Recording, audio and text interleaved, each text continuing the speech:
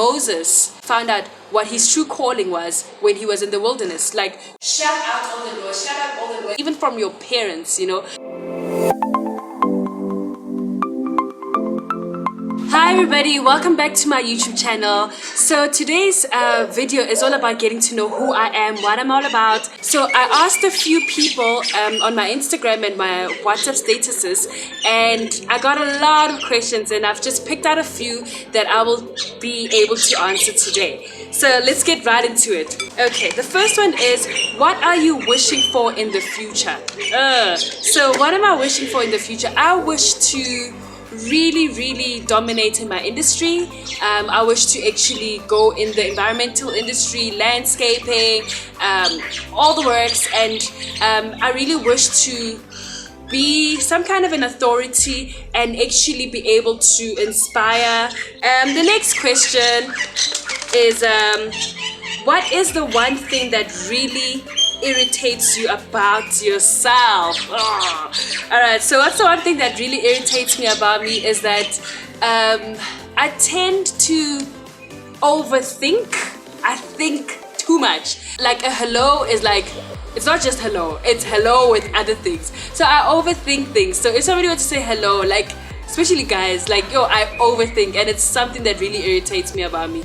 I'm that person that actually has strategies and ideas and creative ways of tackling things. So I listen a lot more than talk, and so when I'm listening, I'm overthinking. And alright, the third question, when did your passion for the environment start, and how did you know that it was what you really wanted to do or wanted to go for? With this one, so I think it dates back to my primary years and my high school years. So you know, when you're in school and you love decorating your book, like I decorated my book quite a lot, so I would always find myself like doodling in my book. So my maths book, my geography book, whatever book that I had at the time, I would always doodle like a ladybug and a butterfly, and I would do it like this. Like I'd have grass, ladybug, and a butterfly. Those three things will always be like in a lot of my pages. So I bet my teachers would be like, this girl, like, can we just mark her answers and not mark all of these other things and not have to see all of these other things? So I loved putting that out. You know how people would put like a border of a highlighter on their pages? So I wouldn't do that. I did it here and there, but now my thing was I would always doodle those three things: butterfly, a ladybug, and some grass and a flower, you know. So that's when my love of nature started. And so I got to learn so much from my grandmother's garden. So she has an eclectic garden. She has so many things in her garden. Like, you take a walk around her Soweto garden. Like, my grandmother is in Soweto, so her garden is pretty small, but there's so many wonderful things that you see in that garden. And so growing up, I'd always see really beautiful stuff in her garden, and how she would wake up so early in the morning and actually go out there and tend her garden. And it was really great for me to see, and the wonders, you know, the different patterns and the different textures that these plants will have. And then I had this brilliant idea of going to go study. So when I finished varsity, I had this brilliant idea of going to go study biochemistry and botany. So that's the study of nature and at a microscopic level. And I was like, hey, this is deep. It was so deep. And look, I did it for so long. I mean, those who were in varsity with me will know that I was like, yo, when is this thing coming to an end? And I know a lot of my peers finished long before me. Like, some finished record time, 3 years, and I was still at it. And then my final year, I was so happy. We went to an excursion in Cape Town, and I got to see beauty all around me. It was like a dream come true. And the ability of being able to fuse my love for nature and business, that was sparked in that excursion. Okay, next one. What kind of childhood and high school life did you have? All right, the kind of childhood and high school life that I had, I was very involved. Like, you wouldn't find me just in one thing. I I did cross country in primary. I did netball. I did hockey at some stage. I was involved in musicals in school. Man, it was really, really awesome. I remember having lead roles in these musicals, and I did a lot of pageants. And I actually even went to a modeling school. So I had school and a modeling school.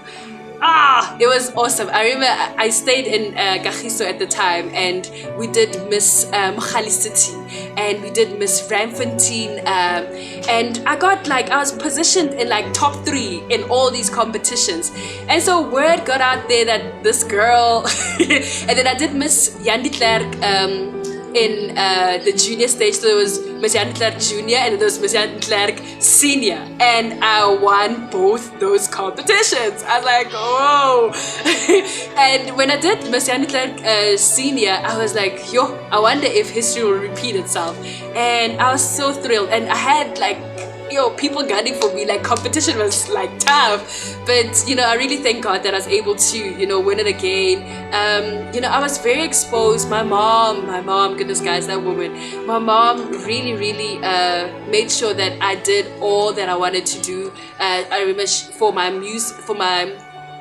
modeling career, she always was there, and things ended up so late. She'd literally be sitting in the car, sleeping in the car, waiting for me to finish up. So I had a very supportive childhood, very family orientated, very forward thinking when it comes to creative stuff, and not being boxed in one little thing. And I was put in leadership roles in high school and in primary, your SRCs and all of that. It was really great, and I loved my friends.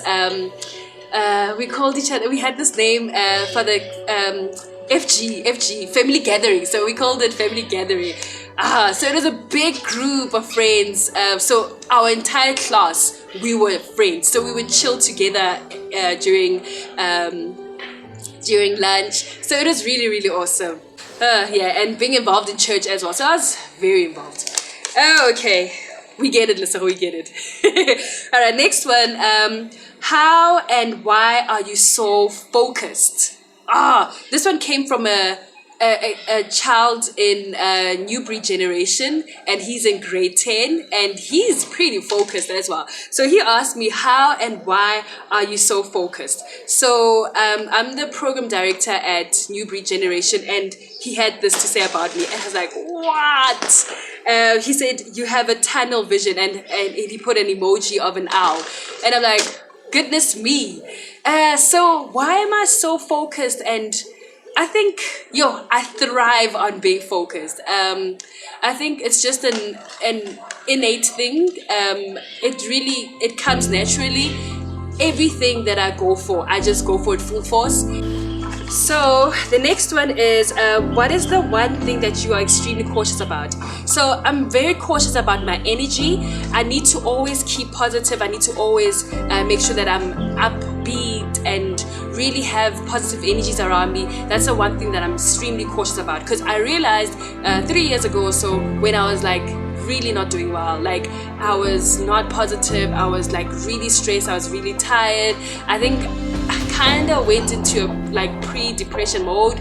Okay, well, depression is like a trend now, not a trend per se, but then like it's like something that a lot of people talk about. I know all of us are like really getting aware of who we are and how we are, but I must say in that time I was not okay, and it made me learn that in order for me to always be upbeat, in order for me to always be positive and have a great outlook, I need to really work on myself, So I'm always cautious. I'm extremely cautious about my energies and what I feed myself, the kind of music I listen to, the fact that do I meditate or not, do I devote myself to God? That is extremely important for me, and I do it in different ways because my days are different, and I'm a very creative somebody, so like anything goes when it comes to like devoting myself to God, what the Holy Spirit convicts me of.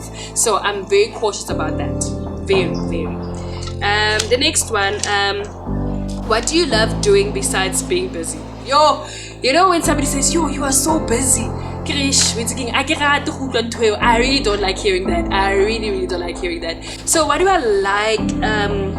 love doing besides being busy? I think I love going out, like going for breakfast, or like having time to laugh.